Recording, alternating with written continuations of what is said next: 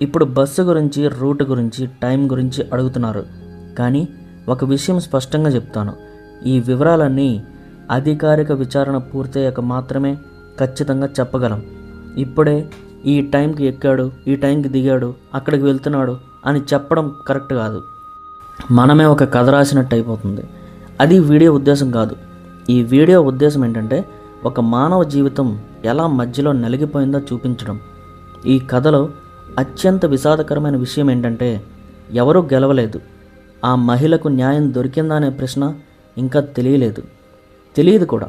ఒక వ్యక్తి ప్రాణం పోయింది, 2 కుటుంబాలు బాధలో ఉన్నాయి. సమాజం మాత్రం కొన్ని రోజులు మాట్లాడి తరువాత మళ్ళీ ఇంకో వీడియో వైపు వెళ్ళిపోతుంది. కానీ ఈ గాయం ఎప్పటికీ వాళ్ళ జీవితాల్లో మిగిలిపోతుంది. ఈ వీడియో చూసే ప్రతి ఒక్కరూ ఒక విషయం గుర్తుంచుకోవాలి. మనం షేర్ చేసే ప్రతి వీడియో, షేర్ చేసే ప్రతి కామెంట్ ఒక మనిషి మనసుపై పడుతుంది. ఆ మనిషి బలంగా ఉంటాడా, బలహీనంగా ఉంటాడా మనకు తెలియని పరిస్థితిలో మనం చేసే పని ఖచ్చితంగా న్యాయం కాదు. మీరు లేదా మీకు తెలిసిన ఎవరైనా తీవ్ర మానసిక ఒత్తిడిలో ఉంటే దయచేసి సహాయం కోసం భారతదేశంలో AASRA హెల్ప్ లైన్ ఒకటి ఉంది. 919820466726 24/7 అందుబాటులో ఉంటుంది.